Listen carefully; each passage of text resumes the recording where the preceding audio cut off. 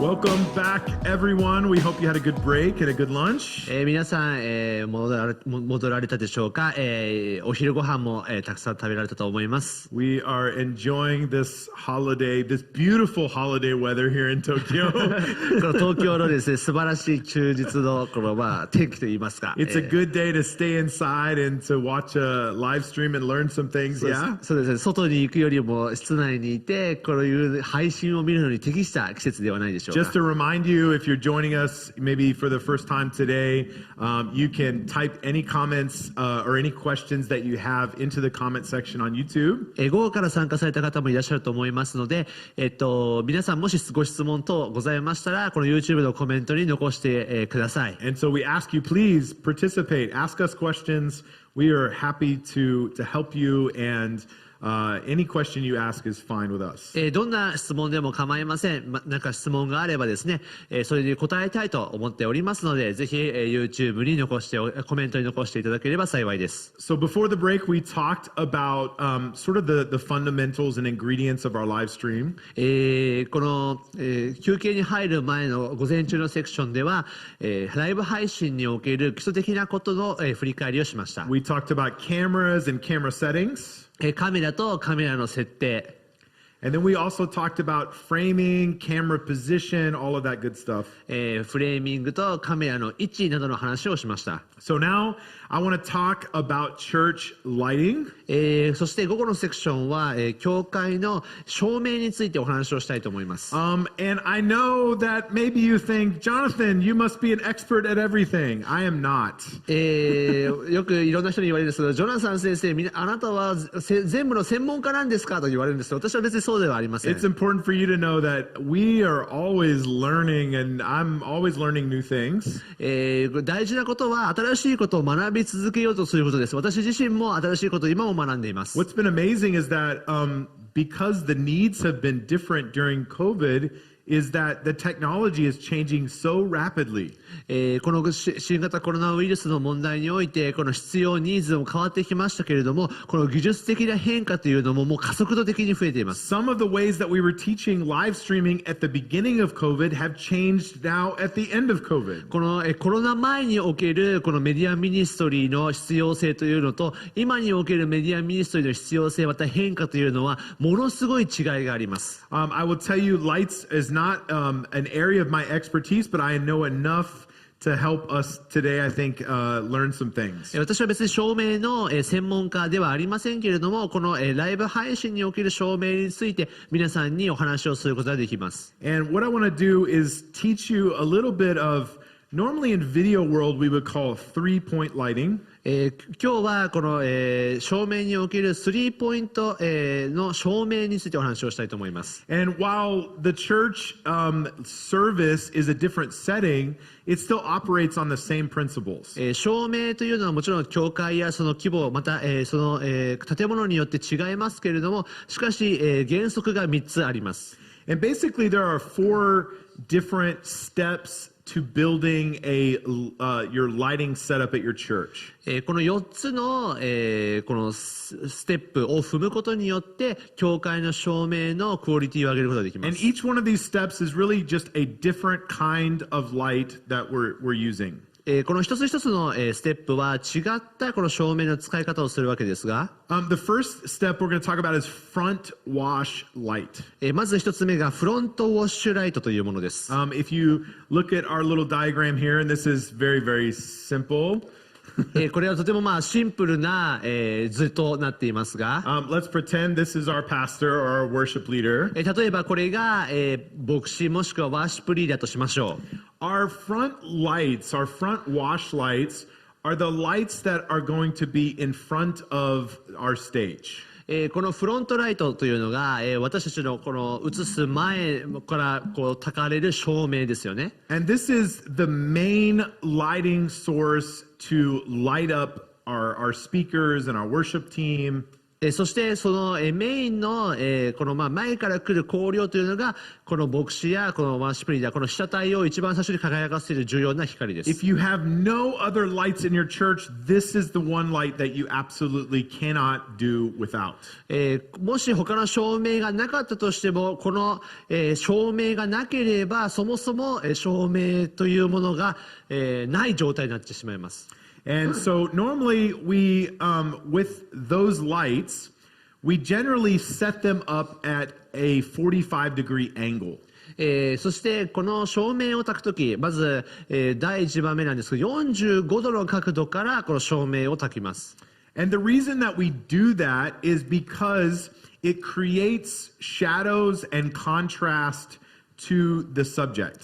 なぜ45度かと言いますと、この照明の角度がその人とのコントラスト、また影を作る、このつまりその被写体の深度を作る絵となります。And in a moment, I'm going to walk over and we're going to demonstrate this for you in real time. But right now, I just want to talk about the theory of it. 後で実際にこの照明を使ってですね、皆さんにどういうふうに見えるかというものを実際にやりますので、その時にまた見ていきますけれども。And so what I want you to do is imagine that the subject is at the center of a big X, a letter X. まず意識しなければならないのが、この被写体というのがまずフロントライトとバックライトを使ってこの X の文字の中心にいるかということです。So let's pretend for a second that I am the pastor and this is a service and I'm speaking, I am the subject. 例えばジョナサン先生が今日の、牧師としての説教台に立つ人だとして、しましょう。If I place a light directly in front of me, what's going to happen is I will have even and flat light all across my face. もし前の照明だけではどうでしょう。それと前の照明だけ焚かれた状態ですと、この私のこの顔がですね、このフラット平面なように見えます。And the problem with that when it comes to photography or videography is it's not very interesting.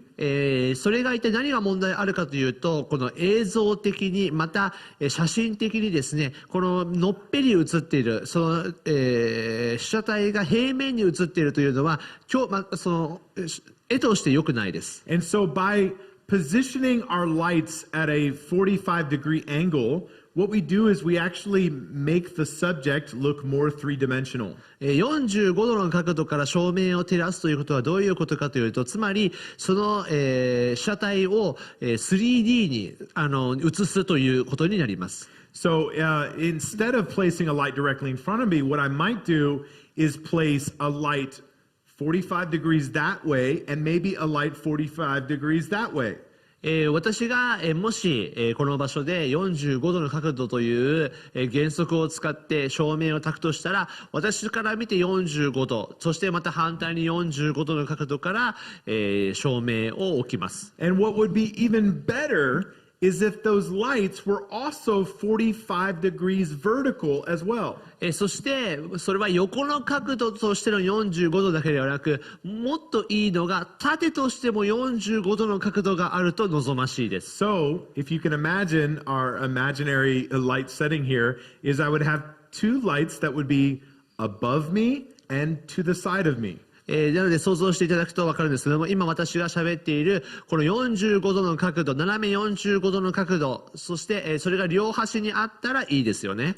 And what that does is it creates more contrast and depth within our video image. それがコントラストと映像の深度、つまり深さを視聴者に与えることができます。Now, one important thing that we want to do with front wash lights is that we want to keep them consistent in color.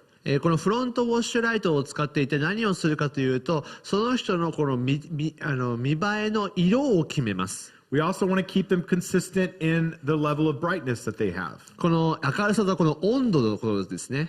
Right? Because lights can be very distracting.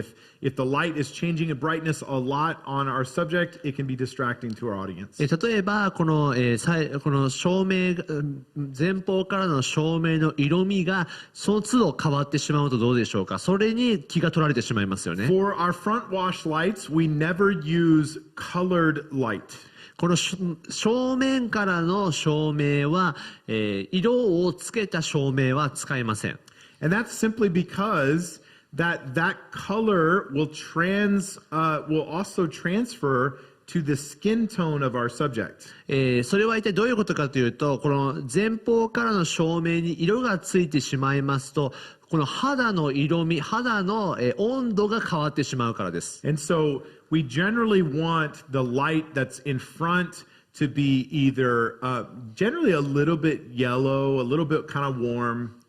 ですので、この正面からのこの照明の、色の限界がこのちょっと黄色がかかった色とかまでは大丈夫だと思います。And I'll talk a little bit more about that in a minute, but let's go to step 2.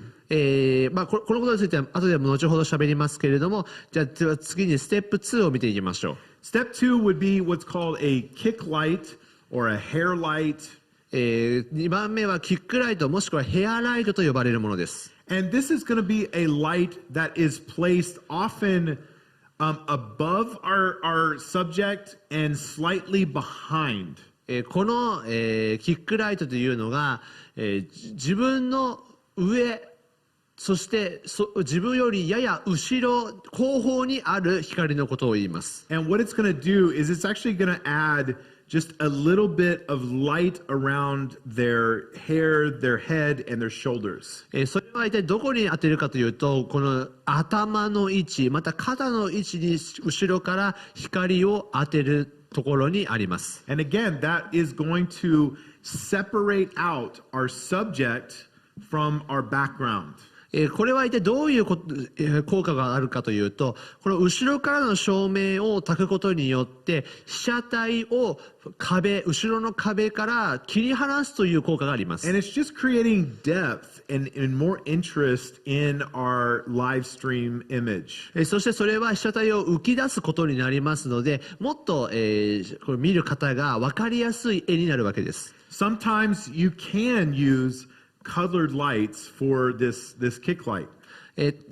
たまにですね、このキックライト、後ろの照明を、色をつけることはできます。A lot of churches might even use a little bit of blue light that just kind of barely touches the shoulder of the subject or the worship team. このワーシップチームをですね、映すときに、この、青い光をですね、この肩に当たるか当たらないかぐらいのところに当てたりしているのを見たことがあります。We want to be careful about the kick light. We don't want it too powerful and too distracting, but it's supposed to be there and just kind of subtly visible.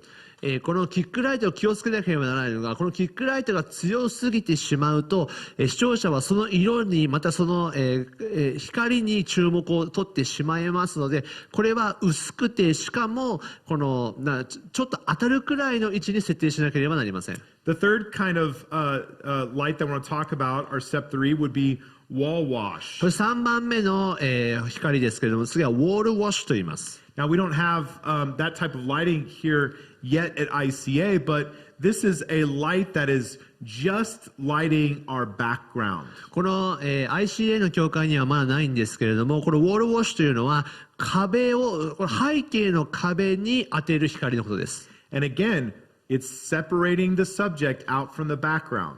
これが一体どういう効果があるかというと、被写体を後ろの壁から切り離す、浮かび上がらせる能力があります。Often that type of light will be colored.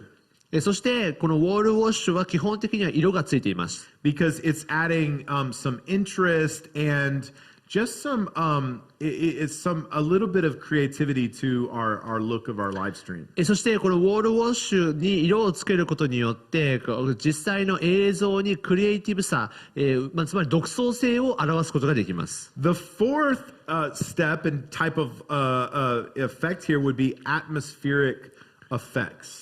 そしてそれは一体どういう効果があるかというと、浮かび上がらせること以外には、この雰囲気を伝える役割も持っています。And this could be haze or like smoke machines, like sometimes we see those in churches. 教会ではこの例えばスモークを焚いたりとかしてこのなんていうんですか光をこう伸ばしたりすることもありますよね。And sometimes what that will do is just reflect some of the light that's happening and just create an atmosphere. また光の反射を使ってこの、教会のこの雰囲気というものを伝える効果があります。You might also see moving lights in も that しくはこの category. もしくはムービングライトといってこの光を動かして、この壁に当てたりとかも I've します seen ね。 some churches use like kind of soft Edison bulbs that are hanging from the ceiling that are just kind of very soft lights that just add some creativity.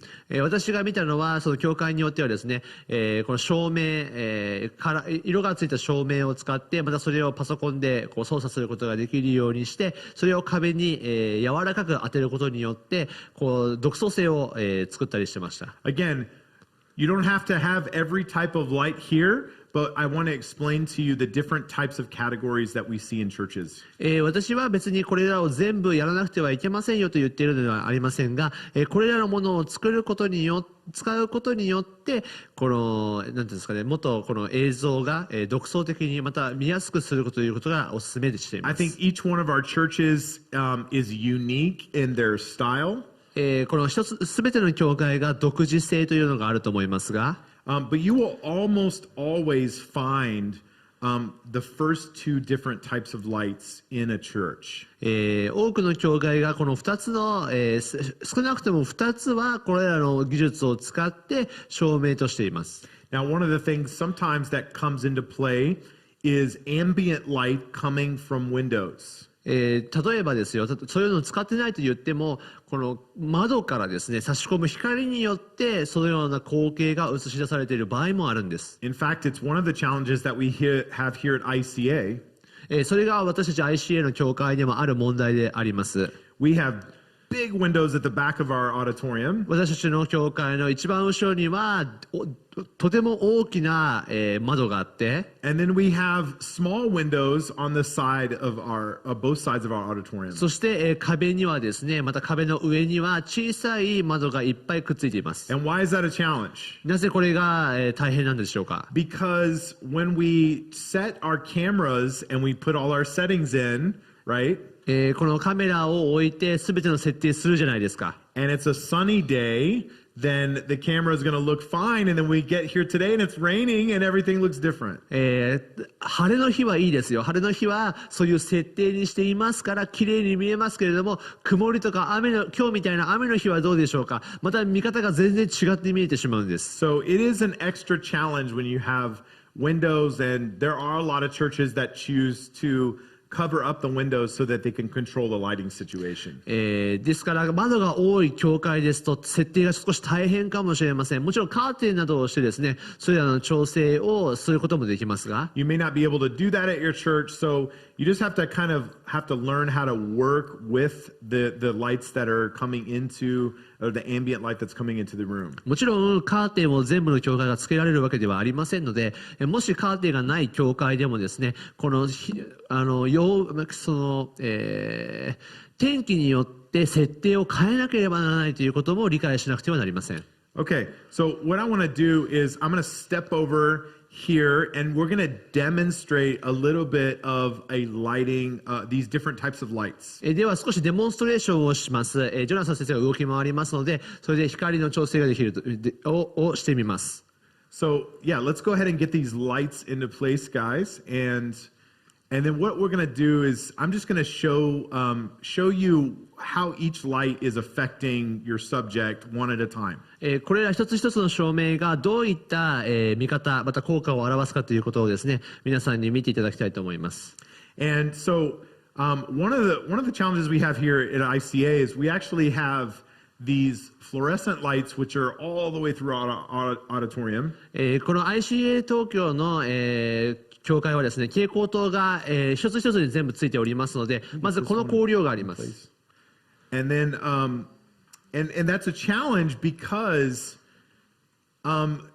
it's very even light and it's coming from the top, right? It's not really when we talked about where lights should be placed, this is not the best place to have lights. 先ほど言いました45度の法則で言いますと、この真上から焚かれているこの光量というのは、正直別にいい光量ではありません。And so go ahead and cut those lights, Nobu. And so I just want you to see here, and there's going to make some adjustments here so you can see this. で今ちょっとセッティングをしているんですけれども、今照明を切って別の照明を焚きました。どうでしょうか。So I think one of the things that here at ICA we're probably going to have to figure out is can we get rid of some of the fluorescent lights so that we can control our lights a little bit more. なので ICA 東京に対してのチャレンジというのは、この蛍光灯を切って別の光量によってこの被写体がきれいに見えるかどうかということも一つの勉強になります。And so what I want to do, if Wes, can you come here and go ahead and come and cut the front wash off? ではまず最初のフロントウォッシュの照明を切ってみたいと思います。And what I want to show you is first this rim light or this kick light that we talked about. これが後ろに焚いているのはキックライトですが。And Justin, just give me some feedback. Am I in the right place here? Do I look like I've got that rim light going on? You go left. Go left? Yeah, okay. Right about there? Okay. And so what you're going to see is here, you can just see how that light is falling a little bit on my shoulders and around my head. 皆さん見えますでしょうか。今キックライト、後ろのライトだけつけますと、私の肩が微妙に映っているのだけ見えると思います。And again, while these lights are not the kind you would have in your church, they still are operating the same way. So you can achieve this same look in your church. キックライトはもしかして皆さんの教会にないかもしれませんけれども、これがどういった働きをするのかということを見せるために今やっています。And so one of the biggest problems that we see in churches is that the church might have a lot of lights, but they don't have them aimed properly or positioned in the right place. 私が感じている多くの教会のこの照明の問題は、たくさんの照明を使っている教会はありますけれども、一番大事なところに一番大事な照明を置いていないんです。Okay, so we've got our kick light, and what we're going to do is go ahead and turn on our front wash. キックライトをつけて、次はフロントウォッシュ、前方の照明をつけました。And let's can you pull that light just a little bit further over this way, Wes? And so what you're going to see is go ahead and also just cut that light individually. Take that light all the way down. Okay, so now you can see right now we've got our rim light, and we've got one front wash light at a 45-degree angle. 今、キックライトと、一つの45度の、フロントウォッシュのライトをつけています。では、2つつけてたものを1つ消しました。It's about 45 degrees this way, and probably a little bit, it's a little less because our ceiling is kind of low, but it's also above me, right? 私にとって45度左にありまして、また45度高い位置にあります。And so again, what you see is you see the light coming to my face, and then you're going to see this half of my face in more shadow, right? 皆さん見えますでしょうか。この45度左から当てるとどうでしょうか。私の右の顔がより暗く見えていると思います。And so turn that light on and just start with it low. And you can kind of see right now these two lights, they're actually different sizes, but this one is turned down lower. この2つの照明、私が焚いている45度の2つの照明はどっちとも、少し照明の力は違いますけれども、それを弱めて同じぐらいにしています。So if we were not in a church service and we were shooting a testimony, we might do a lighting setup like this where one light is a little brighter and one is a little softer. もしこの証しをしているのでなければ、私はこの一つをちょっと強めに、もう一つをちょっと弱めに焚いて今のような風にします。But for church, go ahead and bring that up. We generally want these lights kind of even. Again, these are two different size lights, so this isn't a perfect setup, but what we have is pretty even light on both sides of my face. 今、45度のどちらの照明も同じぐらいの光量にしました。皆さん見えますでしょうか。多分もっと見やすくなったと思います。And then we've got our rim light, which again is just adding a little bit of definition, helping me to look more 3D.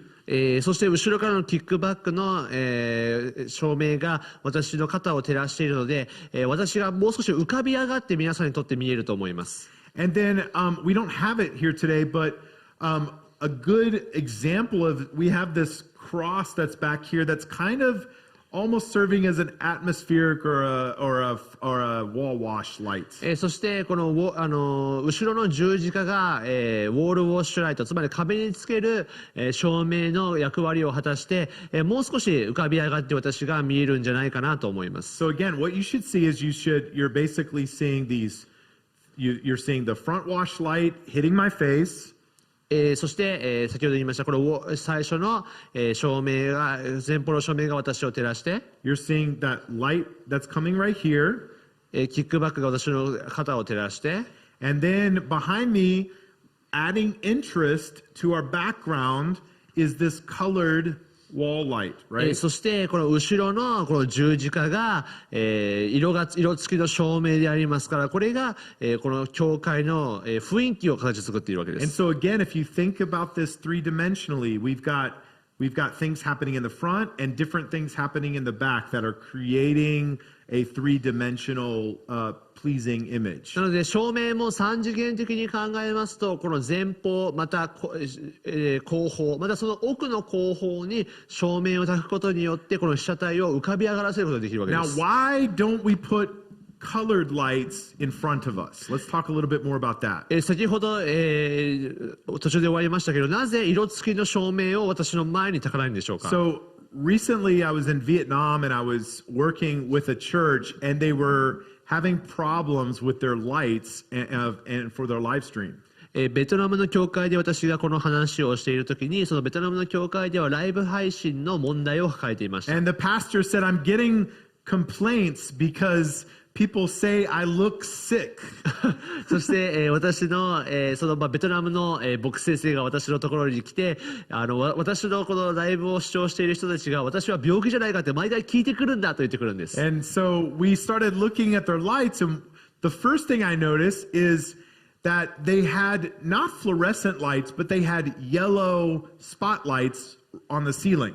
私がまず一つ気になったのは、その教会の照明の、その先生の立っている真上にですね、黄色い照明がまずスポットライトが立っているところで And し so た。 those lights were just shining, straight down onto the pastor's head. その黄色いスポットライトがまず、牧師先生の頭を照らして、 And then they got some colored lights that they were shining as front wash lights onto the pastor. そしてフロントウォッシュの、つまり前方の照明の、しかも色付きの前方の照明がその牧師を照らしてたんです。 And those lights were blue. そしてその照明は青色でした。So what does blue and yellow make when you mix them together? 青と黄色の照明混ざるとどうなったでしょうか。 It makes green. それは緑になりますよ So ね。 the pastor, his skin looked green. でその先生の顔の色は緑色に見えたわけです。 So this is why we don't put colored lights in front of our subjects, because that color will transfer to their skin. これが私が、色付きの照明をお勧めしない理由です。それは混ざってしまって別の色に変わってしまうからで And す。 I will warn you, some churches, when you start to buy lights, you might be tempted to go and buy these cheaper LED lights that have multiple colors in them. 多くの皆さんがですね、この照明を用意するときに LED のたくさんのしかも LED の安いたくさん色付きの照明を買おうとすると思いま And す。 some of those lights, they will promise you that you can also make white light with them. そしてその、照明の怖いところがいろんな色が入っているにかかわらず白も作り出せますよって売り文句で言って But くるん they です。 never look the right temperature. So I would just tell you to avoid that type of light. そしてその色はですね、本当に願ったような白にはならないです。ですからぜひそういった感じの LED は買わないでください。 Now, I want to talk a little bit about color temperature. では私はこれから今の色の温度について、彩度についてお話をしたいと思います。 And we're going to look at color temperature is measured in kelvins. I don't know if can I stay right here, Justin? Can we maybe see this from here? I can switch it. I can also move over here so we can see it. So color temperatures measured in kelvins. この色の温度はですね、ケルビンで測ることができます。Okay, and what you see is that you have a range from right here. We have 1,000 Kelvin to 10,000 Kelvin. 1000ケルビンから1万ケルビンまであります。 That's a hard word to say, right? And so the lower that number, generally, the warmer that light is going to be. この数字が低ければ低いほど暖かい色になります。 Right, so it's going to be more yellow, more orange. 黄色っぽくオレンジっぽくなるわけです。 And then on the opposite side of the spectrum, we have light that is very cool or blue. そしてこの数字が強ければ強いほど青みがかかった色になります。 And right in the middle here, we have where daylight sits. This is the temperature of generally when you walk outside in a sunny day. これが、デイライトといってですね、この普段私たちが、晴れの日に当たっている光の温度がこの5600から6400になります。 So yeah, often that, daylight can fluctuate depending on, where the sun is in the sky, right? もちろんその、太陽の、影とか太陽の位置によって多少の前後はありますけれども、大体この幅で、太陽の光の温度はあります。 Okay, we're going to talk a little bit about why this is important, but you need to understand that these lights you can actually adjust the color temperature on them. この、前方からの照明はこの、温度を見てから決定することができます。 So we can make them more warm or we can make them to more white. もちろんこの照明をですね、もうちょっと暖かい色に変えたり冷たい色に変えたりすることもできます。 So not only is this going to affect how our service looks for the in-person audience, そしてその色は別に自分の好き嫌いではなく、それを見る人の、意見によって決まるわけです。 but it's also going to affect our cameras. Let's move back to the cameras, guys, and I want to show you, if we could I'll flip this over here. Well, let's talk little bit about white balance on our camera. このカメラについてまたお話をしたいと思いますけど、ホワイトバランスの設定が大事になってきます。 Before, remember we talked about your camera settings and some of the main settings you need to understand. 私が先ほど、カメラの設定における大事なポイントのお話をしました。 Now we're in the bonus round, okay? This is our bonus camera setting that we need to understand too. これは、カメラの設定のボーナスステージになりますね。 Okay, what is white balance? ではホワイトバランスとは何でしょうか。 White balance is the way that your camera determines what is actually white that it's looking at. ホワイトバランスというのは一体どういう意味かというと、そのカメラが認識する白とは一体何かを決定する設定になります。 So every camera is like a computer. It's trying to decide and trying to compute like what are these colors actually, what are they? カメラもパソコンのようにですね、まず一体何が白に当たるのかというものを探して、そこから色の逆算を始めるわけです。 And so white balance is a setting that we can change because we can actually tell our camera what is really white in the room. このカメラの設定のホワイトバランスを変えることによって何が白かを私たちは決定することができるわけです。 And that is, let me go back here. That is represented in kelvins. それはケルビンで測ることができます。 Okay? So the way there is a relationship between the color temperature of the lights in the room and the white balance setting of our camera. それはこの部屋におけるこの色の温度とまたカメラの設定における色の温度を測らなければなりません。 So generally what we're trying to do is we want to make the skin look good. We want it to look like a good image. まず最初設定しなければならないのが、その被写体の肌の色がきれいに映っているかどうかをまず決定しなければなりません。 And so a good place to start is, let's say that we have these lights. I think these lights right now are set to 4,000 Kelvin. 例えば今私が使っているこの照明は4000の照明の色味を使ってますけれども、 So a good place to start is that we might go over to our camera and we might change the white balance setting to say 4000. そして、カメラに、ですね、設定にこの照明の温度が4000ならばその、カメラのホワイトバランスも4000で合わせるわけです。 So the color temperature of our lights and the white balance or the color of our camera is the same. この照明の温度とカメラのホワイトバランスの温度が一緒なわけです。 Once it's balanced, then we can decide whether we want it to look a little bit different and change it. まずそれらの設定が合わさることによって一体その変化というのをもたらすことができるわけです。 Can we bring, let's go ahead and bring these lights back up, Nobu.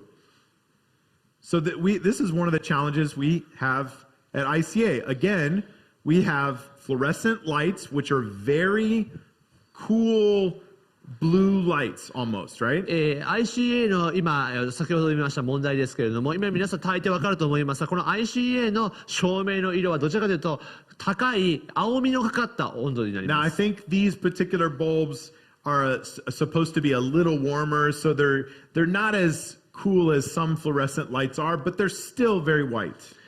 このもちろん、蛍光灯はそんなに黄色みがかかった青みがかかったものではないですけど、でもそれでも、どちらかというと青みのかかった照明の色となります。 So we have very white light and we have very white walls.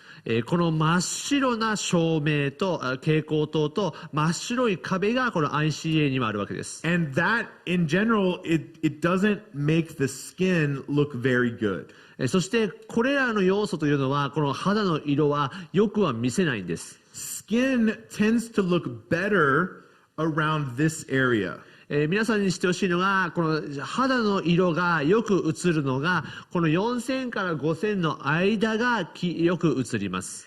And so, because our light is very white here in ICA, what we do is we actually change the temperature of our white balance on the camera to be a little warmer to compensate for the white light. なので私たちはこの ICA のライブ配信をするときに、このホワイトバランスをこちらに合わせるようにしています。 Again, what we're doing is we're just using our eyes and we're looking at the skin of the worship team and the pastor, and we're saying what helps them look good, right?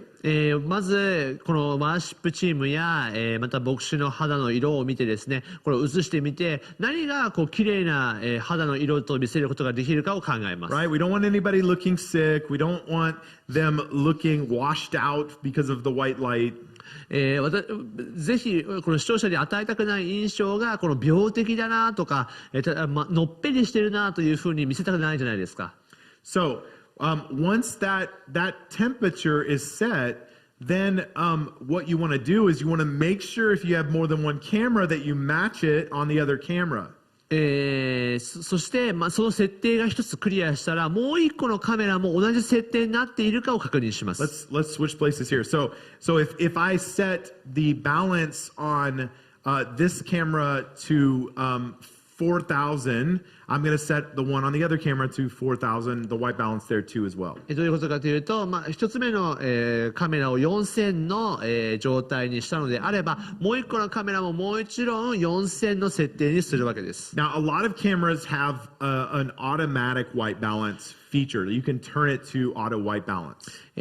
多くのですね、カメラが、自動的にホワイトバランスを調整するようになっています。 But that's not good in a live stream setting, because what's going to happen is if you have lights if you have ambient light coming from windows, then the light may change throughout your stream. そしてそれは良くないです。ぜひマニュアル設定をしていただきたいのが、もし、自動設定にしてしまった場合、急な光が強くなったり、窓から差し込む光が強くなってしまうと、その光の温度、光の色によってそう設定が変えられてしまうからです。 And so you just want to make sure that you set that white balance, and you want to try to keep it as consistent as possible. なので、この一度設定した設定は、できるだけ、変わらないようにしたいです。Now, some common mistakes that we see in different churches is first, not enough front light. 多くの教会が、間違ってしまう一番目のステップが、そもそも前方からの照明が弱いということです。And I would say often that it's either there's not enough lights or the lights are just pointed in at the wrong direction. そして、多くの教会のこの照明も、そもそも、照明の数は足りているけれども、その配置する位置が間違っている。I would say the other issue I see here in Japan is that there's lights kind of all the way across, and so the light ends up looking very flat on everything. Everything looks the same. そして、あまりにも遠くに照明を焚きすぎて、そもそも照明の意味をなしてなくて、すべてがフラット平面に見えて、深さがない。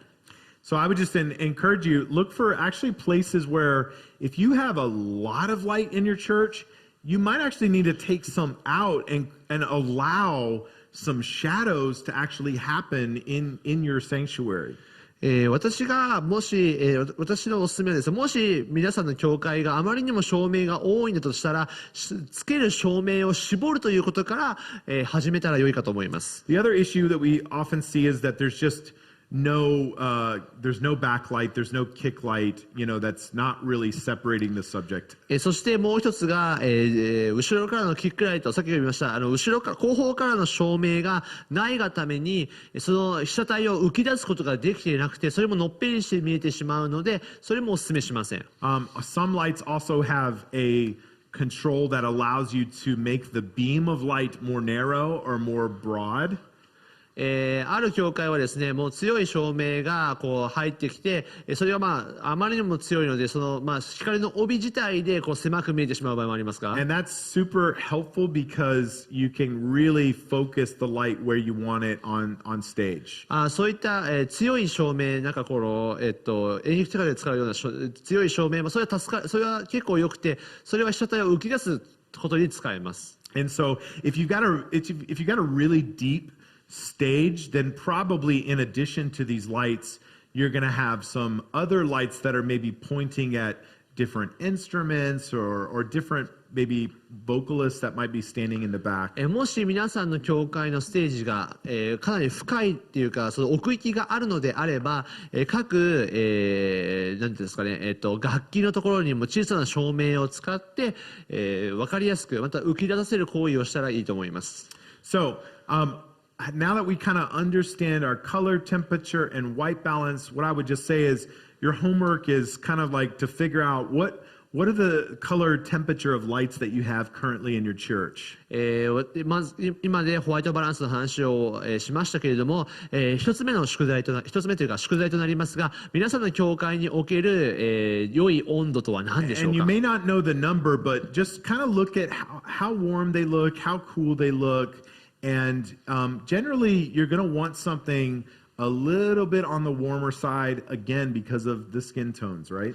もちろん何ケルビンかというふうな詳細な数字が分からなくてもですね、大体どれくらい、例えば黄色み赤みがあるか、それとも青めなのかということを調べていただいて、先ほども言いましたが、できるだけちょっと暖かい温度の色の方が綺麗に映ります。 And then I would go stand, if you're the pastor or you're the worship leader, go stand in where they stand and look and see what angle the lights are at and where they're pointed. あと牧師先生がよく立つ位置にですね、ぜひ立っていただいて、それで実際どういうふうに映るのかというのをですね、実験してみて、また確認してみると良いと思います。 And you may just find that you just need some slight adjustment to the angle so that it's really giving you the right light that you need. それ角度をつけてですね、実際つけてみると、これが足りないとか、もうちょっとこれ高こうというので問題が解決するかもしれません。 Okay, if you have questions about white balance or lighting, please go ahead and comment in the chat. ホワイトバランスについて、また照明についての質問等ありましたら、ぜひコメントに書いてください。 Do we have a question here, Norito Sensei?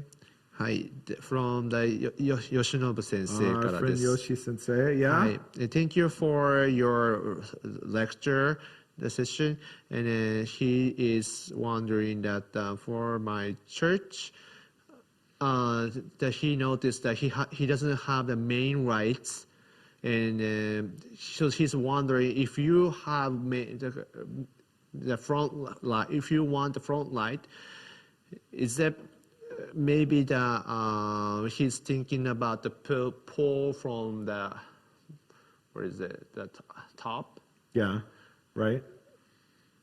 and so you think it's a good ways to put that, right? You mean like to put them on a mount, like a pole up there on running across the stage? Actually, maybe he is like wondering that maybe he wants to put the light, maybe what is it, pulling from, putting it on what is it, what's called the top of this church.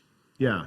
From like a pulling like this. Yeah. So I think the most common we see would be a light pole that is running parallel with the stage, or sometimes we'll see vertical poles that are going up the sides. That usually that's kind of where the lights are. Sometimes churches have to get creative if they don't have those things about where they can mount them. So like he wants to maybe put more. Yeah. The what is the front lights. Right. So he is asking, is there any place that good to put the what is it, the light?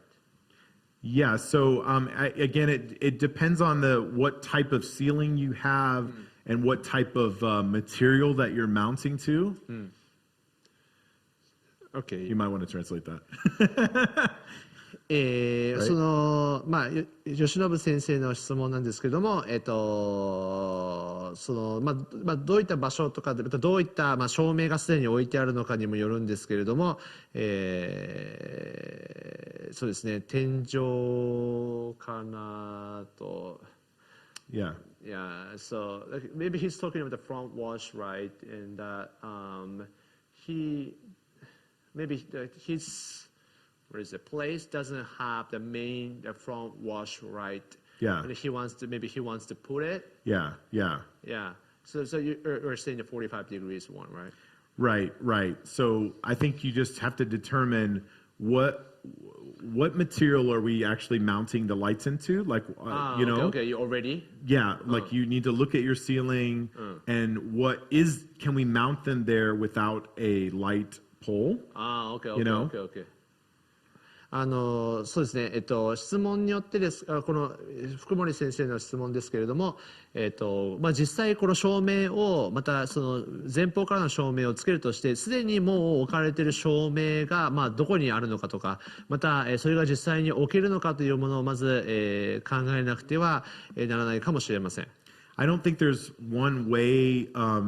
There's so many light products out there. It's very hard to tell you what exactly to get, but because it really depends on the building and the construction itself. そうですよね。また、その教会の建物としての大きさや、またその配置がわからないので、またどういったものを買えばいいかなっていうのからちょっとすぐにはお答えできないんですけれども、結構それによっても、違ってきます。If you have a particular question about the type of light, though, that you should get for that light, please send us an email or question. We'd be happy to share that with you, and we can maybe put that on the resource guide as well.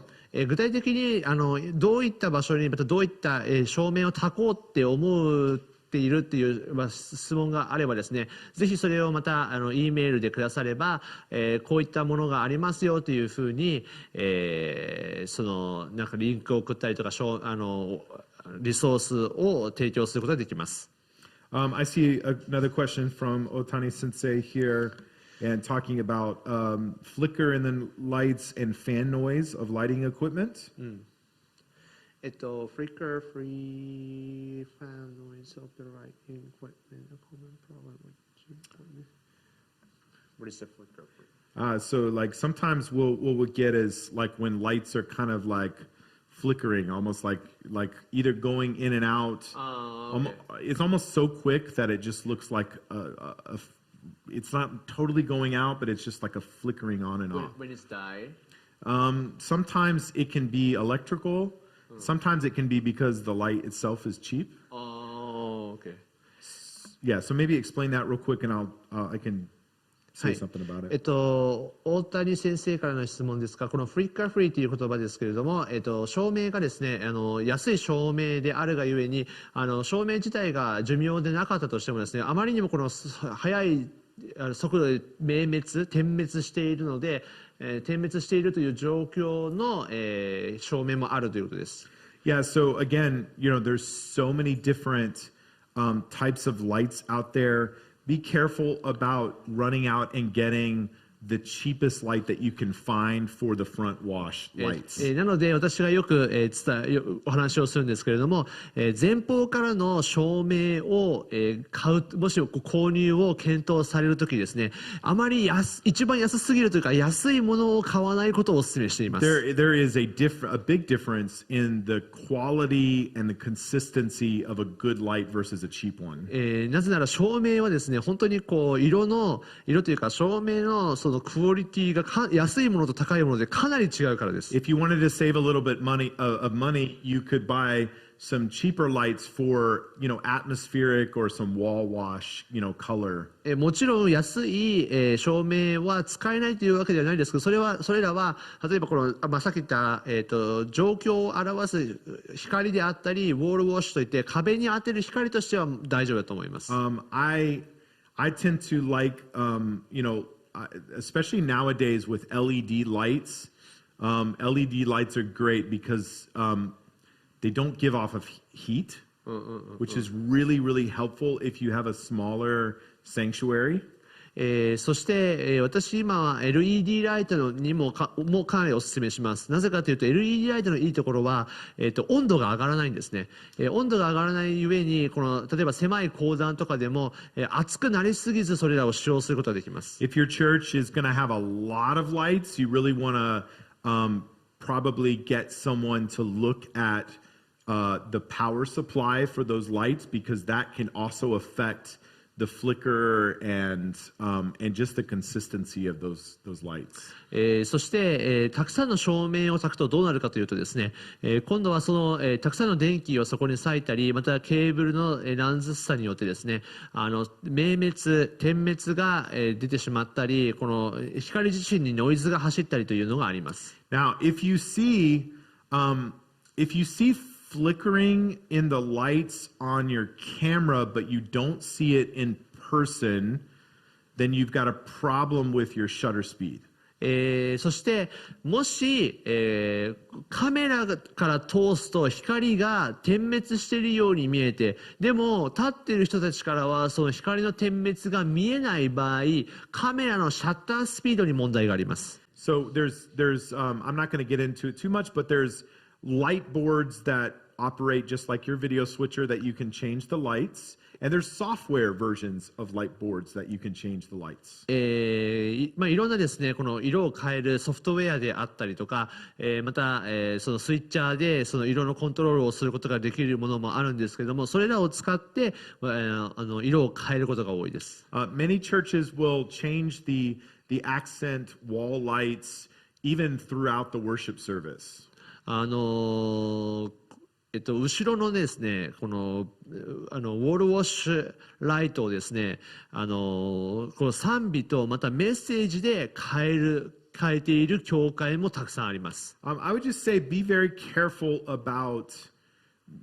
You don't want the lights to become distracting to the audience. しかし気をつけなければならないのが、この光が視聴者にものすごいこう注意を向けさせるというか、これ邪魔にならないようにしなければなりません。You also want to be very careful about any lights, especially wall lights that are directed into the eyes of your audience.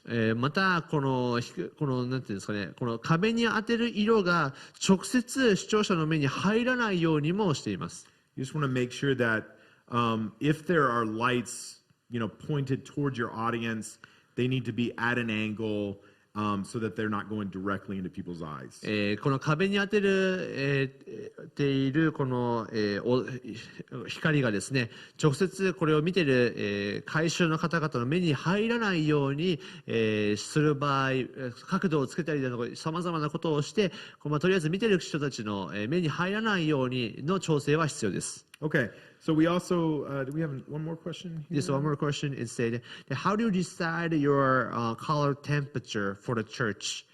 Yeah, so the first place is just to start out with a balanced look. One is, if there were steps, step one is know what the temperature of your current lights are. まず、教会の色温度を測る一番目のポイントですけれども、まずこの even the wall, any of the lights. So right now we have these lights, so I need to know what temperature these lights are. まず第一番目に教会で今実際に焚かれているこの光ですね、照明が何色なのかを分かること。And if you can't like see the setting of the light, just do a Google search and find, because all of these lights, the temperature is pretty common. Like you'll be able to find what temperature that light is. もちろん照明買った時に分かるんですけれども、もし、その買ったものが表記がなければですね、ぜひちょっと Google なんかで探していただくとですね、大体同じような設定になっているはずなので、すぐ多分色の温度が表示されると思います。Also, you can buy what's called a white balance card, which will work with your camera to find the right light.white balance. またホワイトバランスカードというのが、売られていまして、それらを使うとですね、このカメラにとっての、ホワイトバランスの良さというものをですね、調べることもできます。I think for the purposes of live stream, often that's an unnecessary step because we're really going for just what looks good. しかし私はライブ配信でそこまでする必要はないかなと思っていまして、なぜかというとライブ配信の目的はこの映し出される人がこれよく映っていればいいということですから。So we find out what around what color temperature are our lights. そしてまず一番最初に教会で使われている照明の色の温度を知る。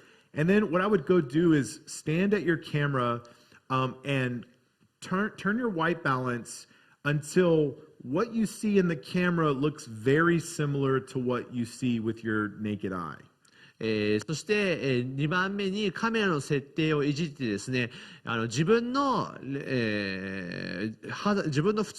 目で見た肌の色の温度と実際のカメラで見る肌の色の温度が近いかどうかを探ります。And if it looks good, then you're done. Or if you say, yes, it's balanced, but we want it to look a little warmer to make the skin look a little bit better, then you can adjust it.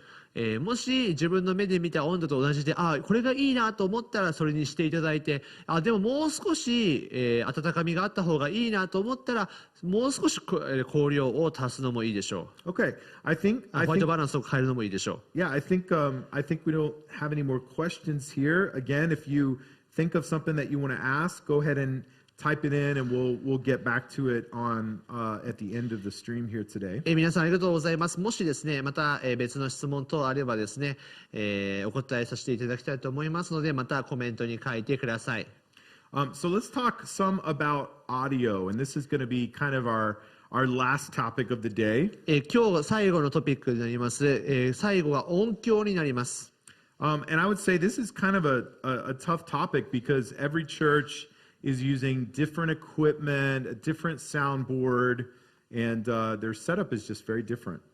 音響が私にとって、各教会にとっても大変難しいものになります。なぜならば設定も違いますし、使っているシステムも全部違うからです。And I'm going to try to give you some things that are very basic for some beginners, and then also we're going to talk a little bit some advanced stuff for those of you that already know a little bit what you're talking about. 私がこれから話すことは、初心者の方も分かりやすく、またもうすでにやっているよという方にとっても、新しい発見があるような内容を話したいと思います。This is the question that every church is asking themselves or asking someone else is, how do we make our mix sound better? 全ての教会で聞かれ、また全ての教会で持っている疑問だと思います。どうすればこのサウンドミックスの音質を改善することができるだろう And か。 often the conclusion that they jump to is, I need to spend a lot of money on new and better equipment. 多くの人たちが持っている間違った考えですけれども、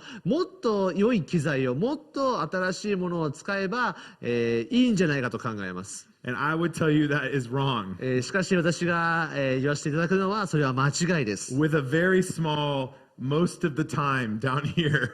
小さくですね、大抵の場合はと注釈しましたけれども、 Sometimes it's true, to be honest. Right here at ICA, we have a soundboard that is very old and needs replacing.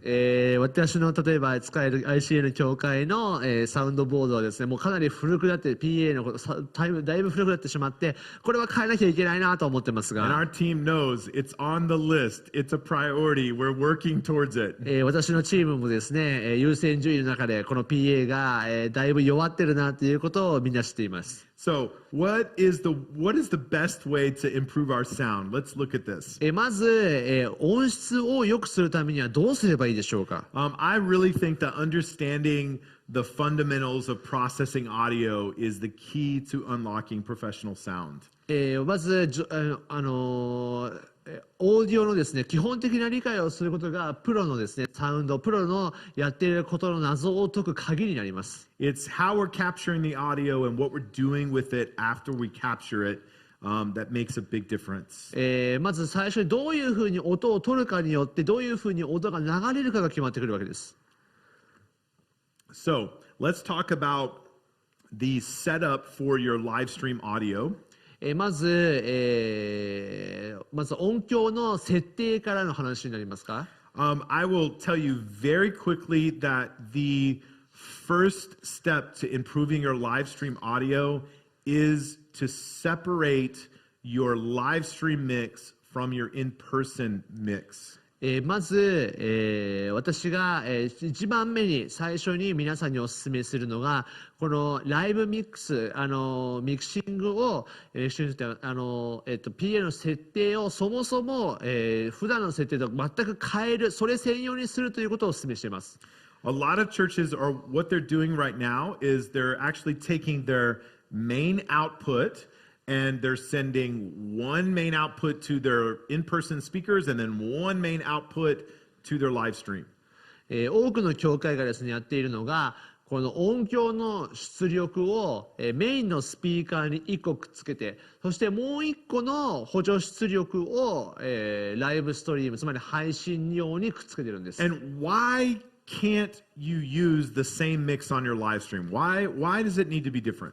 なんで私はこのミキサーを2つ変えるようにすることをお勧めしているかというと、 The main issue here is that the room itself is affecting our audio.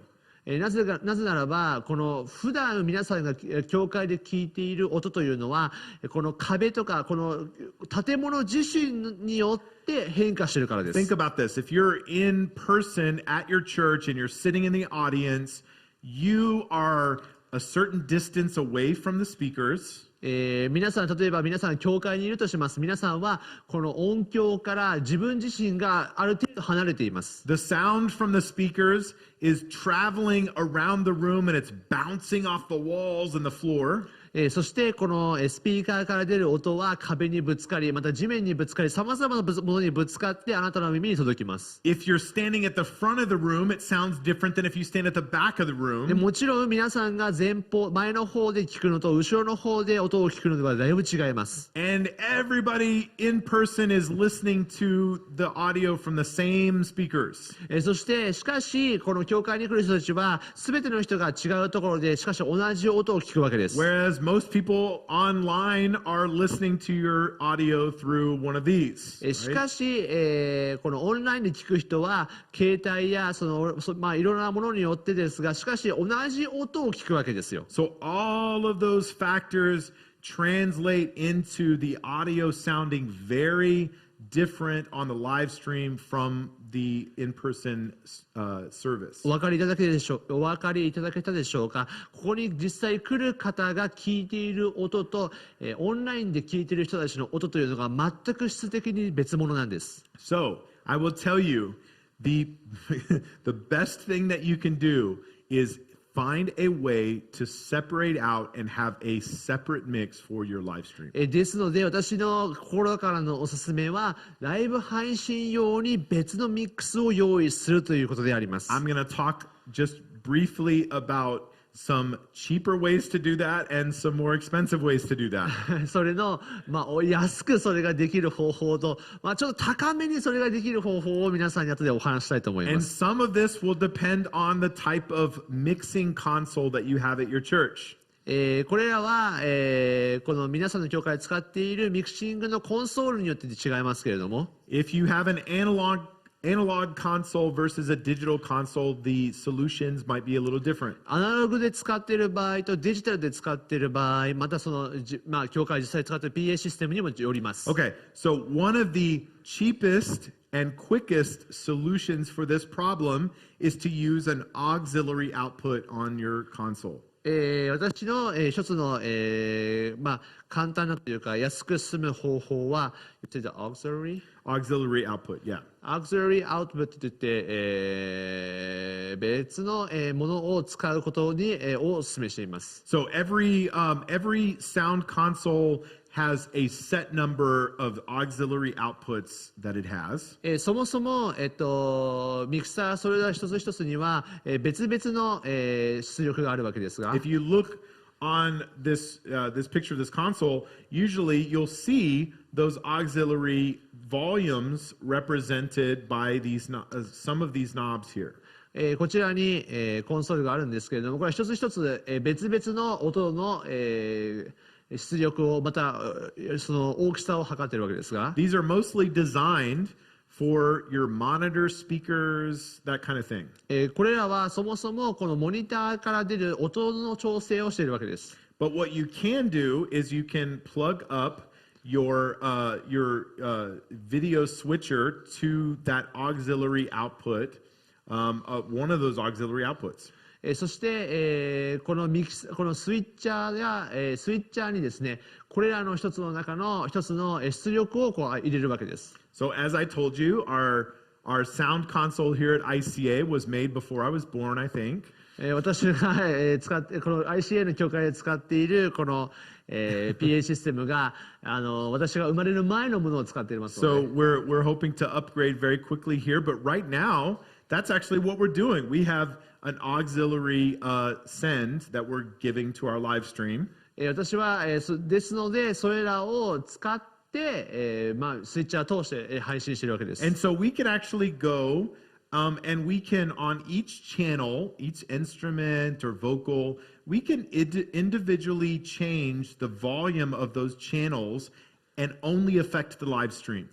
そして、これらが一体どういうことかというと、その、出力によって変えて、この出力にはこの音はこれだけというふうにですね、この出力によって出る音の調整をしてるんです。So the benefit is that it's cheap and you can get a separate mix, right? これのいいことは、手持ちでできますので安く済みます。The downside is that it's difficult to change the mix while the live stream is going because you're in the room at the same time. でこれの難しいところというのが、つまりライブ配信用の音を調整しながらかつ、実際の教会の音も調整しなきゃいけないということです。So if I'm the sound person and I'm mixing for the in-person audience and I want to adjust something for the live stream, it's difficult for me to know what I'm changing. そしてそれはつまり PA を担当する方がですね、実際のこの中の音を調整しながらライブストリームの音のライブ配信の音も調整しなければならないので大変困難ですね。If you do that kind of setup, this is why it's so important to go back and review your live stream every single week so that you can tweak and change, and also to test your live stream before. ですので、もしこういった設定を皆さんの教会でされるのであれば毎週ですね配信を、ご自分で確認されて音がどんな風になっていたかなというのを見返すのをお勧めします。Now I've seen some churches kind of refuse to do that because they can't have control. Like they don't know what's happening in the live stream, and so they would kind of refuse to do that.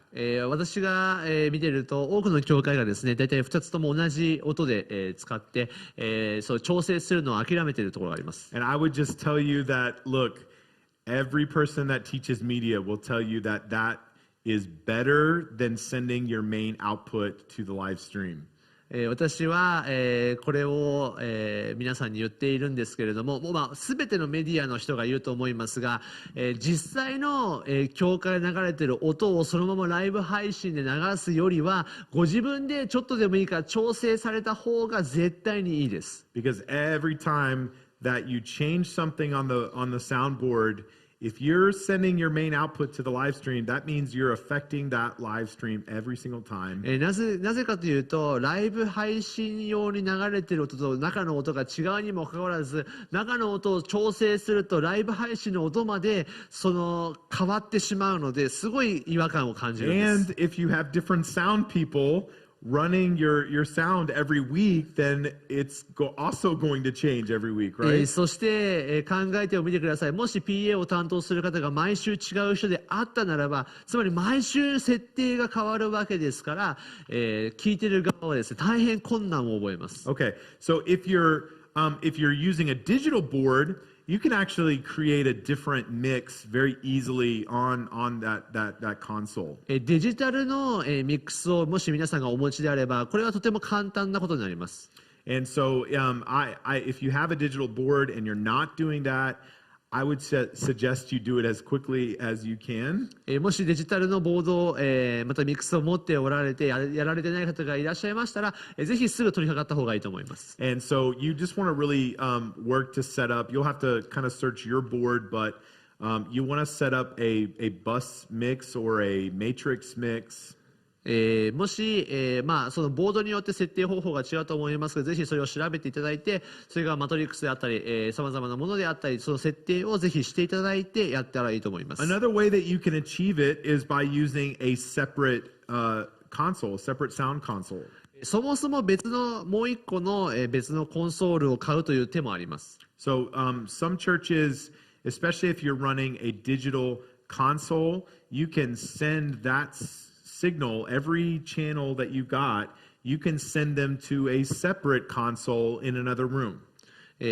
どうしてるかというと、この一つのコンソールで、受けたすべてのソース、すべての、情報をもう一個の別のコンソールに流すことによって、そこで調整することができると。And that is how a lot of churches are doing a separate mix, is they have a small room somewhere else with some speakers and a console, and that person is simply mixing the live stream audio.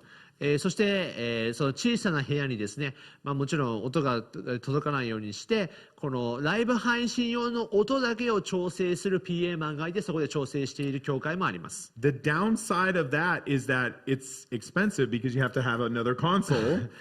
そしてこれの問題というのはですね、そもそも別のコンソールを用意しなければならないという費用の問題もありますし、And you have to have a space to do it. You've got to have another room, も right? ちろん、音が届かないその PA の配信、ライブ配信用のためだけの部屋も必要になります。The final way that I would talk about is by using a digital audio workstation, or what we would call a DAW. この最後に紹介するのがデジタルのワークショップ、what did you say?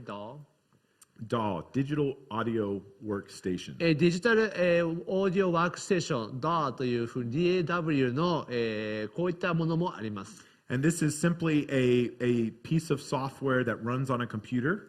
これは、パソコンの中に入っている、パソコンの中に入れることができる、ソフトですけれども。And so you often will take a USB cable from your digital console and run it into a computer, and you can actually use a piece of software to do a separate mix. どうするかというと、デジタルの、コンソールから USB ケーブルで引っ張ってきてパソコンに出力して、それでパソコンでそのライブの音を調整するというものです。I would say for a lot of churches, this is probably the best option, and especially budget-wise. 私は、このやり方、この DAW のやり方をお勧めしています。というのが、一番安く済むからです。It is preferable still to have it in a separate room, but it's a lot cheaper usually than having another console. もちろん別の部屋を用意してそれだけのために、音を調整しなければなりませんが、しかし、別のコンソールを用意するよりは全然いいですね。And there's different software out there. One is like Logic, and I think it's like maybe 2 or 3 mon. で、ロジックのから出ているソフトで2万から3万で、出ているものもあります。I think some people might be also achieving this through vMix, but vMix is not a traditional DAW. It's more broadcast software. VMX っていうものもあるんですけども、これはなんていうんですか、正式なデジタルオーディオワークステーションというよりも配信なので、こちらはお勧めしないです。So again, what we're trying to show you here is some goals here that might be future things that you can work towards. Maybe not achieve today, but that you can slowly work towards improving the audio. もちろん今話したことはいきなり全部を取り掛かることはできないかもしれませんが、少しずつ手をつけて、少しずつ変化していくと良いことではないのかなと思っています。Okay, now I want to talk about the number one way to get good audio is to start at the source. まず、一番最初、に、取り掛かって音の品質を上げる一番目のポイントは、ソースです。And this is a tough subject because if someone is not a good instrumentalist, there is not a piece of equipment that you can buy to make them better. ちょっと通訳するにはちょっと心苦しいんですけれども、ソースというのはつまり良いものをまず出したいなと思うとき、例えば良い、演奏者がいれば良い音ができますが、たとえどんなに素晴らしい楽器を買ったとしてもですね、演奏者が良くなければ、あまり意味はないですよね。I know that it would be wonderful if everybody was professional. But let's just be honest here today, not everybody is, okay? So もちろん皆さんが、なんていうんですか、このプロでないことをもちろんよく理解していますけれども、今日はちょっと実際的な話として、ちょっとこの分かりやすく説明するためにこの例えを用いています。In fact, the reality is none of us usually are professionals, but if we want good audio, we do have to consider the source of what we're sending into our stream. で分かりやすく説明するために、言っているんですけれども、もちろん、教会で、奉仕されている方はプロではありません。プロでない方が多いと思います。ですが良い音をもちろん、流せばそれは良い音として流れていきますよね。So I'll just give you an example here would be if you have a guitarist whose guitar is out of tune, then it's going to sound out of tune on the live stream, right? 例えばですね、ギタリストがいたとして、そのギタリストの方が流す音がですね、もしその、チューンが、その調整ができてなくて音がずれていたら、そもそも、たとえどんなにうまく弾いていてもずれた音がライブ配信で流れます。We can't change a setting on the soundboard to fix that, so we have to start at the source. なのでサウンドボードでどれだけ一生懸命ですね、それを調整しようとしてもそもそものギターが調整が狂っていたらできないわけです。ですからそもそもの、演奏するとき演奏者のソースが、良いものであるかどうかのチェックは必要です。So I would just, as a first step to improving your live stream is just to really focus on what is being sent from the vocalist, from the instrumentalist, and make sure that we're actually getting good quality source audio. なので良い音をまず流したいと思うときに、そもそも、ボーカルや、この演奏者たちのから出る音が、良い音で、別にそのクオリティとかという話ではなくて、そもそも良い状態で出ているかどうかというものをチェックしなければなりません。If you're a pastor, I will pray with you on how to have some difficult conversations if you have to. そして牧師先生の皆さん、もちろん喋る側として私ももちろんお祈りしていますけれども、まだちょっと、話さなくてはならないこともあります。You know, we just try to help people see, hey, this is important, right? We're reaching people, and it's really important that we remove distractions, the things that might distract people away from what God is saying this morning. もちろんスピーカーとして私は、説教者としてですね、説教するとき、話をするときにですね、より多くの人々に分かりやすく、そして、何の邪魔もなく、聞きやすいように、また、聞きにくいことがないように話すために努力しなければなりません。Okay, so the number two good way of getting good audio would be through processing. そして2番目に、この品質を上げる、というのはまずプロセスが大事です。And this is what are we treating our audio? What are we doing to the audio signal after we've gotten it into our sound system? そのプロセスというのは処理の工夫ですね。このどういうふうにそれらの音を工夫するかにもかかってきます。And we simply call that the processing chain. In other words, it's a timeline of effects and things that we're doing to the audio. この処理がまず最初から、最後まで行くまでにどういうふうなプロセスを通っていくかということをよく考えなきゃ、それをプロセスチェーンと言います。And in that, I would say, do not forget about considering to treat your room, or we'd say room treatment. That's kind of what we call it. この音の反射をなくして、この音自身がですね、この空間をしっかりと使って届いているかということを確認しなければなりません。And this may sound kind of funny, but we would say what we want is actually a dead room. So we don't want that any room. We don't want. We want to cut down on echoes and reverberations of sound around the room. すみません、先ほど間違えました。その部屋を作らない音響を作ることが大事です。というのは、部屋を作ってしまうと、反射をしたりエコーをかかったりしてしまうので、できるだけその、音の反射を要因とするような部屋がなくなるような音の、品質を作らなければなりません。And I would say this is the number one overlooked issue that churches have in their sound and their audio. 私が考えるところですと、この教会の、音のクオリティを上げるための最も大きなパートになるんじゃないかなと考えています。You would be amazed at the effect that the room is having on your audio. どれだけ皆さんのこの使っている音響に、余分な空間があるかということを皆さん多分知らないので驚くと思います。A good way to know what you're dealing with in your room is just to walk kind of in the middle or maybe up on stage and kind of just clap and just listen to the echoes. 私がよく、だから皆さんよく聞くと思いますが、この歩く音であったり、その空間で手拍子をするその音であったり、そのような音の反射、その音の響きがどれぐらいかをチェックすることができます。Now, I just want you to imagine here that, you know, as you have our speakers and they're pushing sound out, that sound is traveling and it's hitting the different surfaces of the room.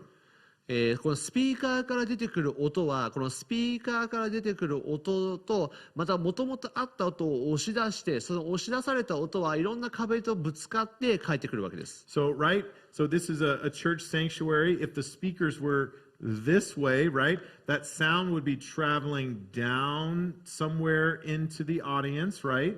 ここが、教会として、教会の改修側として、後ろから音が出ているとしたら、後ろから出ていた音がこう前にこう押し出されていくわけですね。And if that sound bounces off that surface, it will continue to the next surface and the next surface and the next surface. そしてその、音はバランスを取るためにぶつかってと、その反射をし続けるわけです。Okay?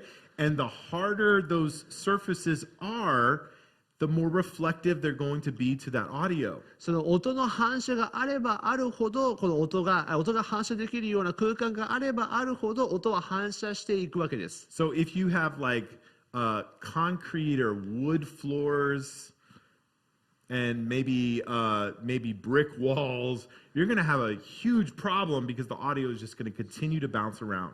なぜ、例えば、床が木製であったり、また、壁が、コンクリートの打ち付けられたコンクリートみたいな、状態ですととても大きな問題があります。というのは、音が反響しやすいので、それらがぶつかってものすごいこうなんか、混ざった音になってしまうからで And す。 then what we're doing is we're holding a microphone like Pastor here, and the audio is going into the microphone from his voice.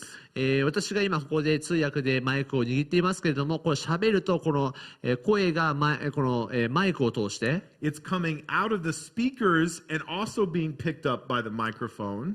スピーカーから出ますけれども、このスピーカーから出た音もマイクは拾うので、 It's traveling around the room and going into the microphone again over and over and over again. そしてそこから出た音がまた反射してきて、またこの、マイクの中に入ってくるわけです。 And so the more that does that, then we can have more problems in the sound. つまり反射しやすいものを置けば置くほどに音の問題というのが大きくなっていくわけです。 So it is so important that you think about doing some things within the room that you're in to catch and trap the audio that's bouncing around the room. なのでまず考えなければならないのが、その音を、取っている、その音を使っている場所をどこかでこの音を捕まえて音を離さないようにするような空間を作る必要があります。 Now, these are actually the kind of chairs that we even have in this room, and they are fabric cushion chairs, so they will actually capture some audio. 例えば、この、写真に出てくる椅子は実際の ICA の使っている椅子と大変よく似ていますけれども、これらの椅子というのは音の吸収性があります。 If you have pews, which are wooden, that sound is going to bounce off those surfaces. しかしもしこれが木製の、クッションのない、椅子ですと、その椅子は音をもちろん反射します。 Your sound is also going to bounce around more when your room is empty and not full of people.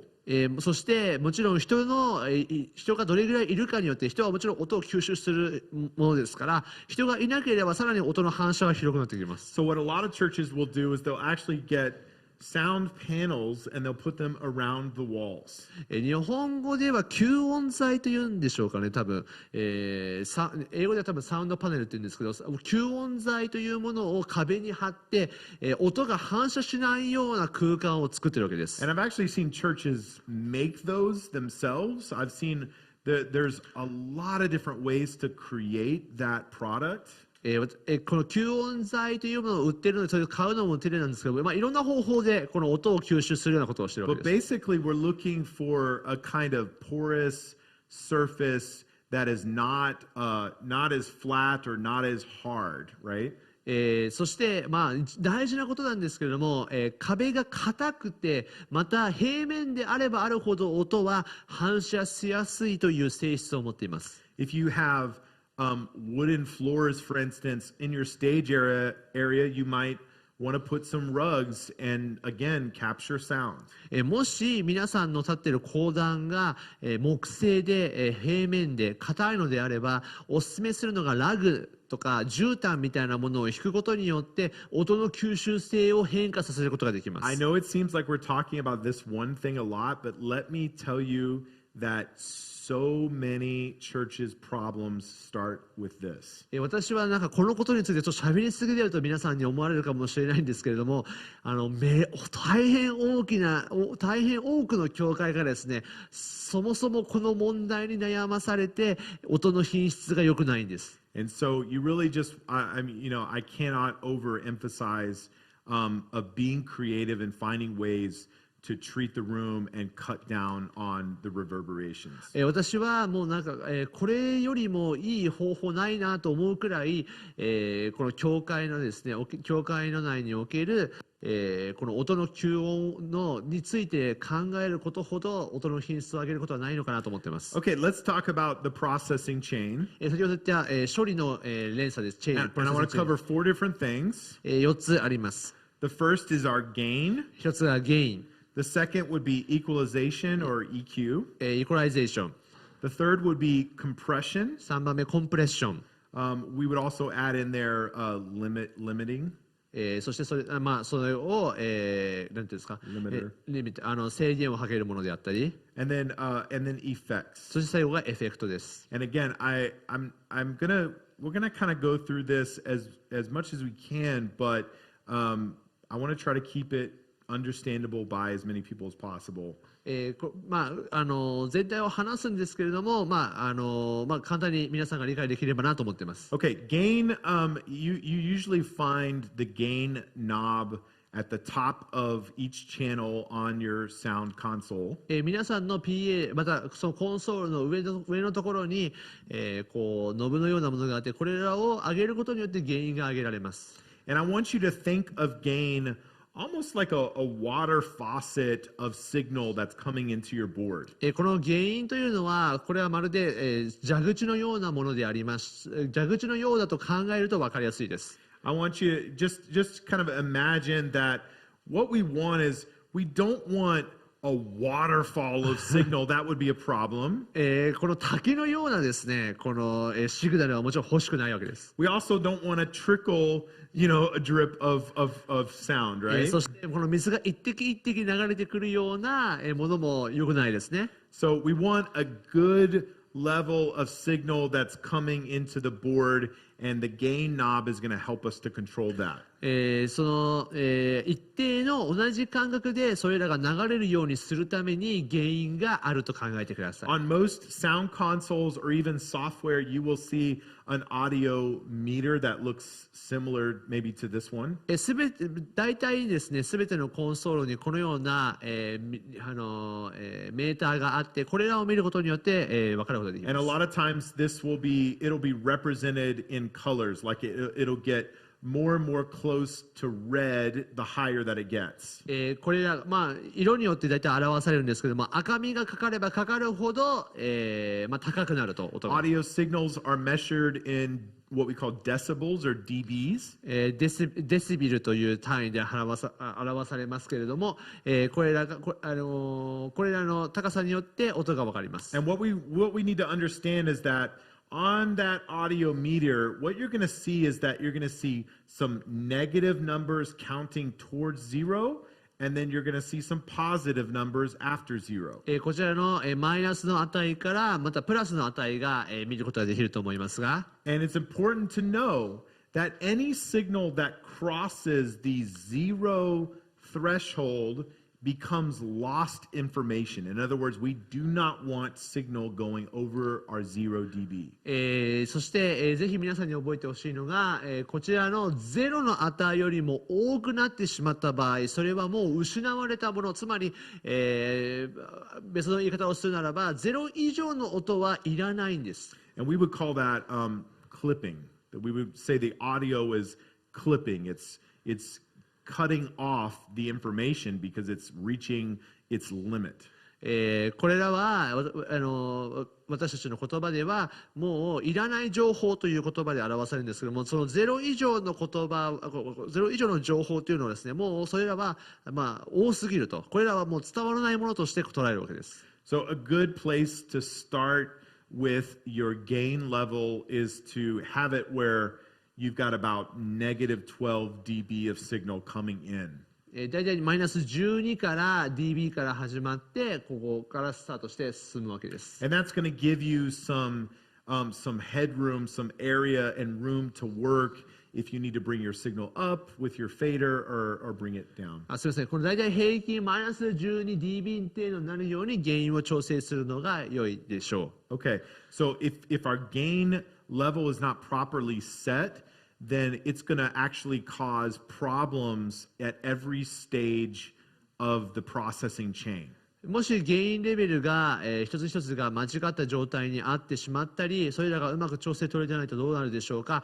実際の音の処理がうまくいってない状態になります。I just want, again, imagine the water faucet, and if it's just a trickle, we're trying to get that water to travel a certain distance, and if there's not enough, then it won't travel the distance we need it to. ぜひこのイメージとしてはですね、蛇口からひねる、音、つまり水の量が、少なすぎれば、ここから別の位置に届けたいと思っているのに少なすぎると、その水の量があまりにも少ないので届かないと。だから一定の量でしかもかつ届くようにしなければなりません。Okay, let's talk a little bit about the next piece of the processing chain here, the equalization. 次はイコライゼーションについてお話をしたいと思います。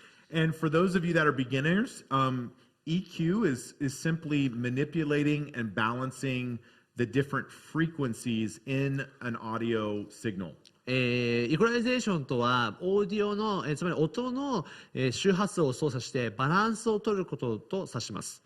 So if you look right here, this is actually called a parametric EQ. これはパラメトリックイコライゼーションと言いますが、 If you have a digital board, you probably have this style of EQ も on し your デジタ digital ル board. ボードを皆さんお使いの場合はこのような映像が見えると思いま If す。 you're using a DAW piece of software, you probably also have this piece. でもちろん of パ this ソ type コ of ンの EQ. DAW という、ものを使っていればこのようなものが見えます。 But if you don't and you're just using an analog board, that's okay. What we're going to learn from this will still be the same. アナログのものを使っているかもしれませんけど、でも大丈夫です。同じことを話します。Basically, this is representative of a single audio signal. So it might be a vocal or it might be an instrument. これは一つの音の、波長というか流れを指していますけれども、これが例えばボーカルだとします。And that signal is represented by many different frequencies in there. これは、その音によって、どれだけの幅でこう聞かれているかというのを表しています。So on the left side over here, we have lower frequencies, and then on the right side, we have very high frequencies. この左から、フレクエンシーがローで、こっちが高い状態になります。Each instrument and vocal is going to live on different frequencies. これ周波数ですね。周波数が高いところ、また低いところ、また高いところをこれを表しています。For instance, a vocalist is generally going to fall in this kind of middle to upper area depending on their range and gender even.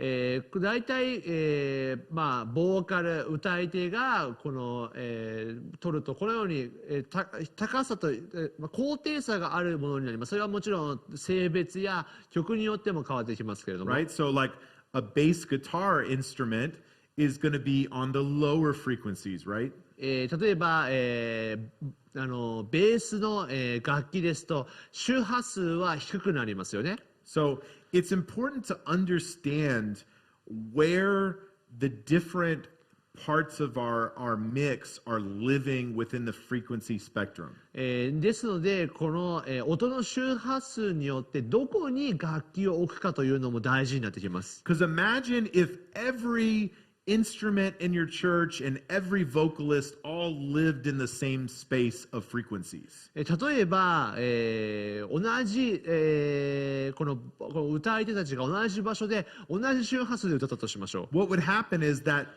signal, they would all be competing for the same area and same space in your mix. そして、それはつまり音を調整するときに全く同じものが同じ場所で歌われているわけですから、そこで調整をかけなければなりません。So by understanding where each signal lives, what we can do is try to create separate and separation between the frequencies that our signals are living on.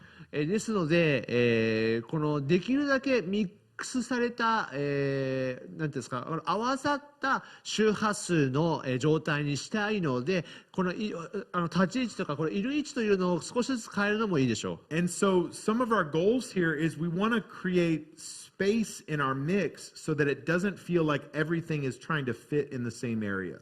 これの話というのが何かというと、この楽器自体また歌い手たちに空間を与えることによってその音が別の場所で、全部合わさるんではなくて、その音自身がこう伸びる空間を作りたいんです。 So how do we do that? ではどうすればいいでしょうか。 Well, if you look right here, it says the goal is to lessen frequencies that decrease clarity and to boost the ones that add clarity to our mix. この目標ですけど、明瞭性を下げる周波数を減らし、明瞭性を上げる周波数を増やすこと。So for instance, if I have a vocalist and the majority of their voice is living right here in the frequency spectrum, 例えばボーカルがいたとして、大体の人がここの、周波数でいます。then that means the microphone it's also picking up signals from the room that are down here, but they're not needed. この、マイクを使って出すこの周波数はもちろんこちらで拾うことができますけれども必要はないと考えます。So what we might want to do on a vocalist is turn these lower frequencies down because they're just not as necessary. ですのでこちらのある、この周波数を下げることによってバランスを取ることができるわけです。Right? So that makes sense. So we're trying to decrease some of the frequency signals that are coming through our sound system that are just extra signal. これは一体どういうことかというと、このサウンドボードに入ってくる余計な周波数、余計な音を消したいということなんです。A parametric EQ is great because you can see it visually. You can just like instantly see what frequencies are up and what frequencies are down. この、デジタルの、イコライゼーション、この EQ、パラメトリック EQ がいいのは、この視覚的にどういった周波数としてものが配置されているかを見ることができるんです。If you're using an analog board, a lot of times you may only have like on the channel itself, 3 or 4 different EQ knobs that you can adjust. もしこれがアナログですと一個一個に、どれぐらいの EQ があるかというのが分かるのでそこで調べなければなりませんが。So it's more challenging because you don't have quite as much control.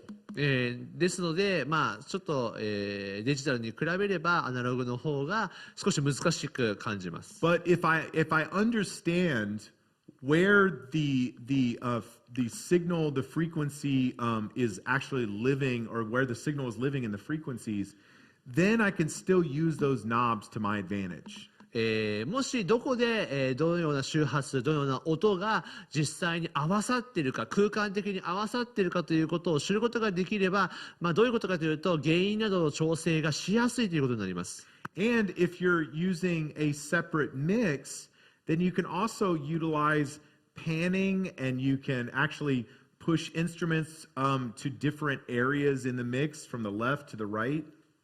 そしてもし別のコンソール、先ほど言った PA システムを持っていれば、そもそもその位置を配置をずらすことによって取る音を変えることもできます。Okay, so I think that gives you kind of a basic understanding of EQ and how it's affecting our signal. これが EQ、イコライゼーションに対しての、簡単な知識ですが、Let's talk a little bit about compression and limiting.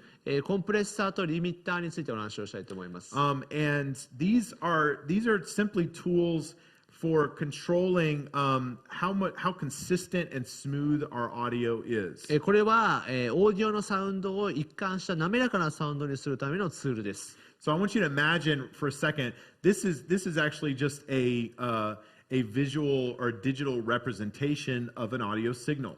これがデジタルのコンソールで映し出された音の波ですけれども。So as we're speaking, if we were to speak louder, we would see this signal get bigger, and if we're speaking quieter, we're going to see this signal get これは smaller. 音が大きければこの幅が広くなっていて、音が話し声が小さければ幅が小さくなっていくものです。And these are kind of peaks and valleys. We have peaks of audio that are getting loud, and then we have valleys kind of like of audio that's getting softer, right? And so we have an unevenness between the signal. 皆さん見て分かる通りにものすごいピークしたこの高い位置の音もあればかなり低い位置の音もあります。これらがこういうふうに工程を作っているわけです。So what compression does is it helps to even out these peaks and valleys to keep them to be less of a difference between each other. このコンプレッサーの役割というのがこの高低差を滑らかにすることによって聞きやすい音と変える働きがあります。And so this can really help, not only in your live stream, but even in your in-person mix, because it keeps the microphones from getting way too loud or way too soft. これがいいのが、これはライブ配信だけではありませんが、普通の教会の音の調整として、マイクから急激な高い音が出たり、低い音が出たり、高い音っていうか大きな声が出たり、小さい音が出たりということがなくします。So if you're using a compressor and you get, and your signal goes very loud, the compressor will actually push that signal back down by however much you tell it to.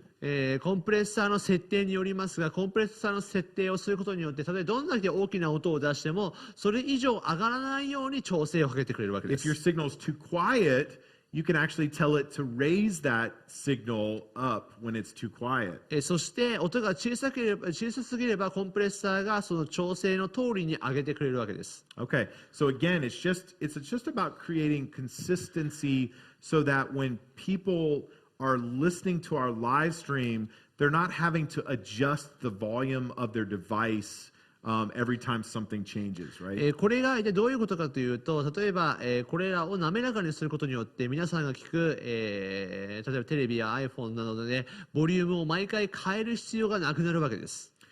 If you are kind of already knowledgeable about this and you're wondering, where do we start with compression for our live stream?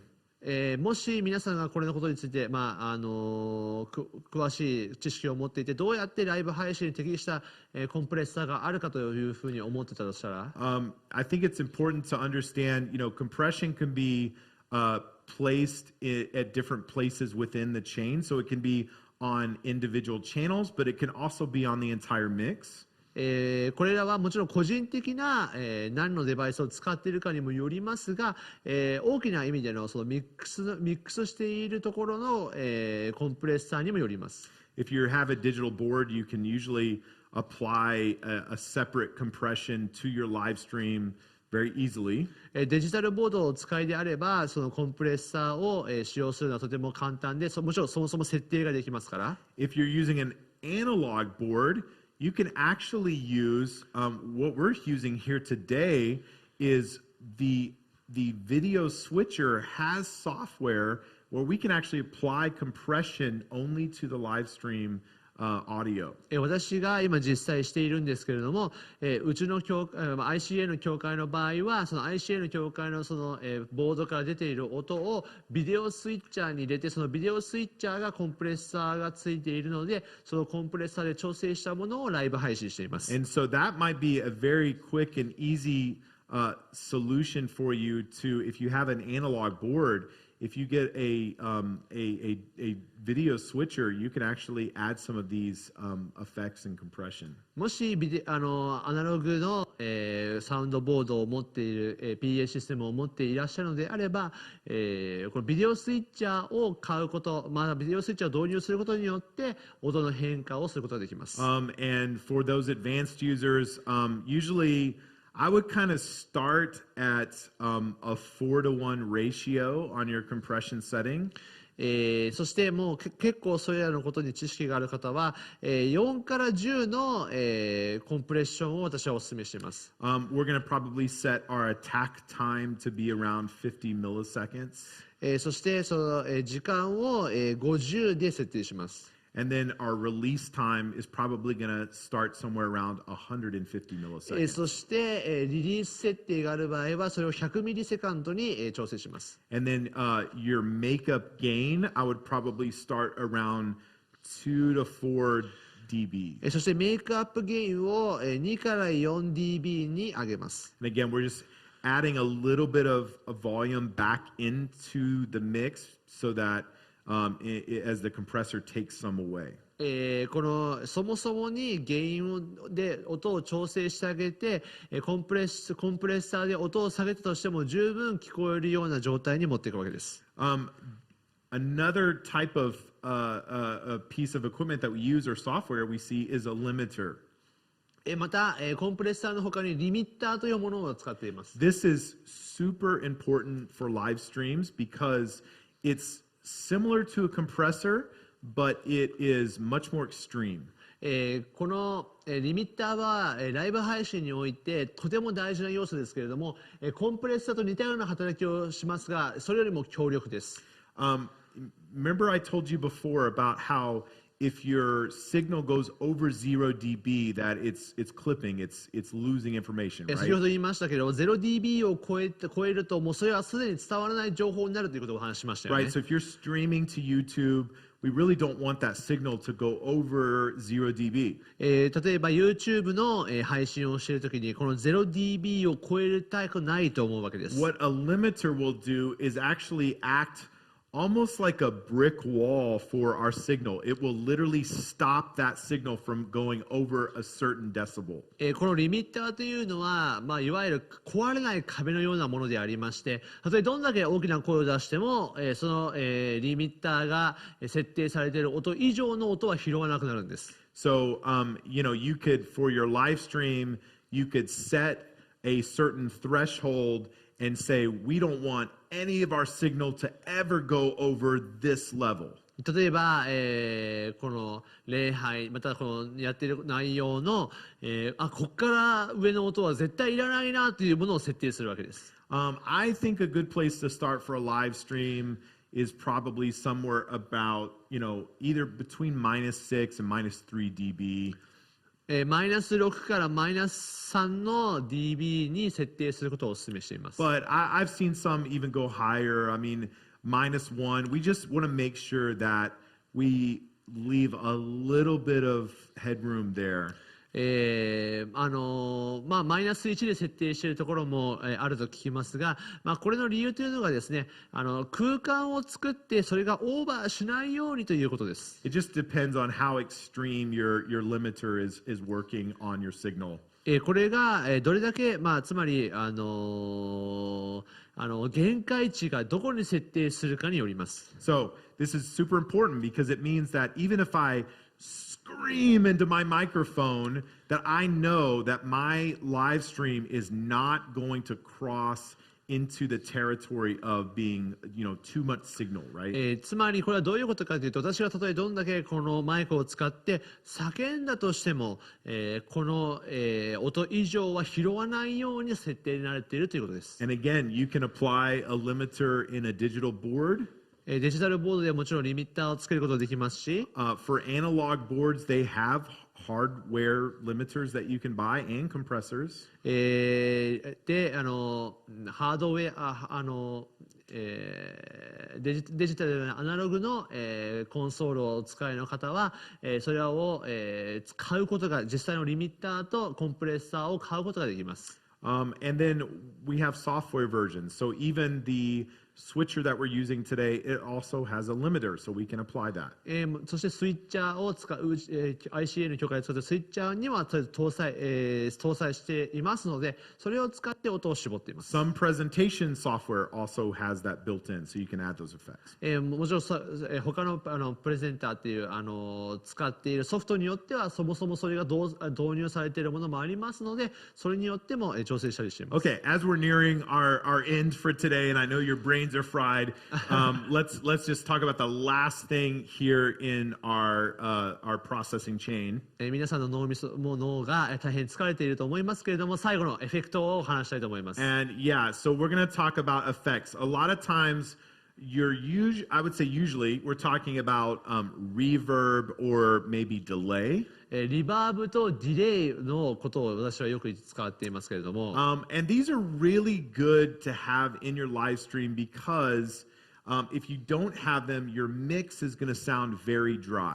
もしこれらのエフェクトが音に加えないと、この音が単調というか、音がとても乾いたものになってしまいます。These are effects that we use for our in-person audience, but even if we didn't use them there, we still have a room that is adding some natural reverb.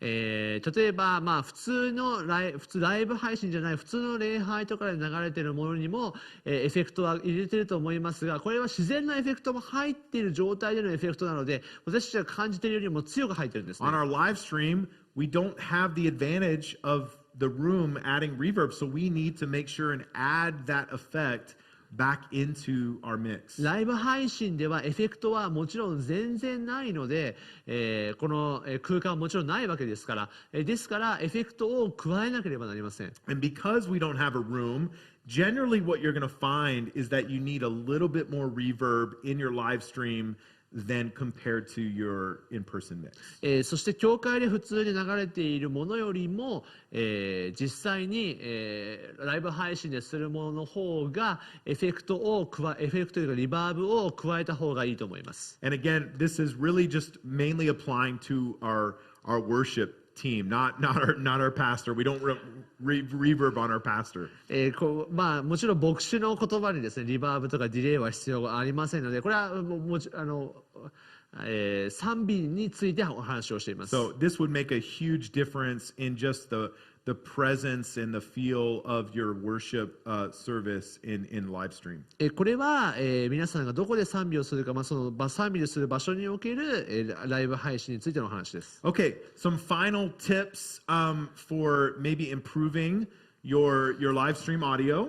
ライブ配信の音の、向上のためのおすすめですが、One is I cannot stress how important it is to find a way, if you can, to mix in a separate room. できれば別の部屋でライブ配信用にミクシングをすることをお勧めします。And this is, again, this might be a long-term goal for you, but you could get some software and a computer, and if you have a digital board, I think this is something that's achievable. デジタルボードをもしお持ちでしたら、これはとても簡単にできると思いますけれども、どうにかしてこの別の部屋で難しいと思いますが、やるといいと思います。But if you can't get in a separate room, still separate out your mix. たとえ場所を移せなかったとしても、せめてその出す音は、使っているその、コンソールは分けた方がいいと思います。The second thing would be is to consider adding crowd mics or microphones that are directed at the audience to pick up a little bit of the room noise in your live stream. そしてもう一個お勧めしているのが、ライブ配信用にですね、マイクを追加して、この空間から出る音を拾うようなマイクをお勧めしています。Again, we just want to help the people that are watching online to kind of have some audio context of what's happening in the room, right? これはどういうことかというと、つまり、このライブ配信を見ている方々に、この礼拝に実際に来ているかのような雰囲気を味わってほしいんです。So you might, your pastor might come up with some really funny, thing that he says, and on the live stream they can't hear anybody laughing, so that's, it detracts a little bit from the stream. 例えばですね、牧師が、礼拝説教中にジョークを言ったりして、しかしそれが客席側にマイクがなければ、ただ言ってなんか周りがしらけているように聞こえてしまうわけです。Usually that will be some sort of shotgun type of microphone, and usually I really think that it's best to mount them in the ceiling. ショットガンタイプの、マイクが、客席から取る音として私はいいと思います。Be careful if you set them down low, because if you have an altar call and people come up, that you'll end up capturing very close audio of people that are, up in the altar. 私は地面にですね、この、マイクを設定してしまうとですね、例えば前の方に来てお祈りしましょうとかっていう風な呼びかけをした場合、踏んづけたりとか、また個人的なお祈りの声が聞こえてしまったりという可能性がありますので、上に設置することをお勧めします。And we don't want to capture every time somebody coughs or sneezes. We just want a little bit of the peaks in the audio in the room, like when the audio gets loud, like when people are singing out or laughing, we kind of want to capture those. 一人一人の別にその音が欲しいわけではないんですけれども、この客席の音を取り込むことによって、回収側の音がこのライブ配信に乗ることによって情景がわかるわけです。Another thing that we see is some synchronization issues between the audio and the video. そしてオーディオと、音響とビデオの同期の問題を修正するための調整。If your video signal is coming from, your camera and your audio signal is coming from your soundboard, they will not match up exactly. 例えばカメラから音を取っていて、そしてサウンドボードからも音を取っていて、それらを合わせると完全にはマッチはしません。So you can add a delay. Usually it's in, for instance, the video switcher software. ビデオスイッチャーソフトウェアに入ってますし、or it could be in the presentation software like ProPresenter that we're using here today. この今私が使っているプロプレゼンターにも入ってるんですけれども、And it's generally going to be somewhere between 3 and maybe 6 usually milliseconds, really. 3秒から6ミリセカンドずれている。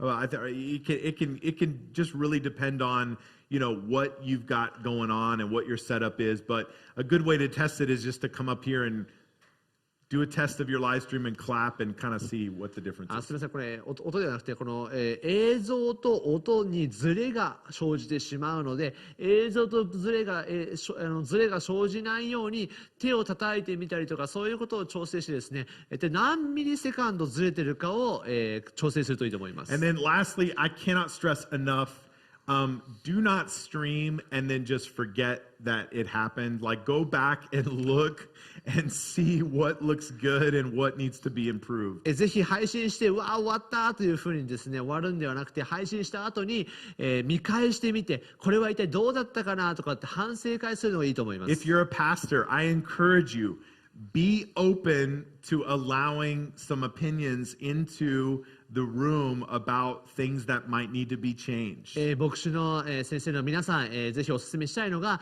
ライブ配信どうだったっていうのをですね、いろんな方に聞いて、その意見を集約して、調整するのがいいと思います。 This is kind of one of those situations where we die to ourselves a little bit and we say, what can I do, even if it's a sacrifice to reach people in a better way. これはある意味嫌なこと言われるかもしれませんので、事故に死ぬことになるかもしれませんけれども、これを通してですね、少しでも多くの人々に分かりやすく伝える助けになれればと思ってます。 Okay. We got through it. You did it. You made it to the end today. 皆さんおめでとうございます。無事終わりました。I hope that your heads are full and your hearts are maybe also full. I don't know. 皆さんの頭と心がもうたくさんだと思っておりますと思います。If you have questions, you're free to type them in the chat. I'm open to staying here for a few minutes, but I want to remind you that you can also send your questions to our team at contact@ICA ICA東京にですね、メールアドレスありますので、ぜひそちらにもしご質問等あればですね、もうぜひ、送ってください。それにももちろん喜んで答えたいと思いますし、何分か私いますので、ぜひ、質問等があれば、チャットで書き込んでくださればと思います。Yeah, so we will be happy to talk with you about your specific situation, because I know that many of you are listening to this and you're going, but you don't understand what I'm dealing with. そしてもちろん皆さんの個人的な、その教会の状況というか、もう送ってくださいというのが、もう私はもう全体的な話をしてますが、見ている皆さんにとっては、いやこんな個人的なこういったことで悩んでるんだよって思われる方もたくさんいらっしゃると思うので、ぜひ送ってください。 We know that your situation is the most unique situation in all of the world, and we want to help you. もちろん私は、全世界のどんな情報よりも皆さんの、必要を答えたいと思いますので、もし個人的なものがあればぜひ答えてお知らせください。 So we want to thank you for joining today and sitting through this. We pray that it was a blessing to you in your ministry. まず、長く参加してくださった皆さん、本当にありがとうございました。このセミナーが皆さんの祝福になれれば幸いです。I want to thank Taniguchi Sensei for your awesome translation. ありがとうございます。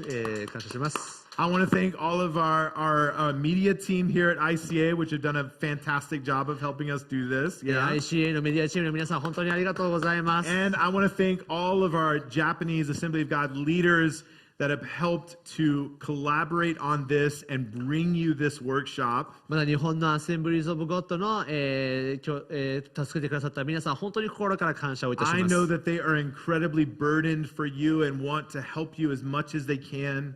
皆さんが、この日本の諸教会のために使いたい、またそういった重荷を持っていらっしゃることを本当 And に心から思ってい I ます。 believe that together, as we work to improve things, we are going to make a huge difference in the kingdom of God here in Japan.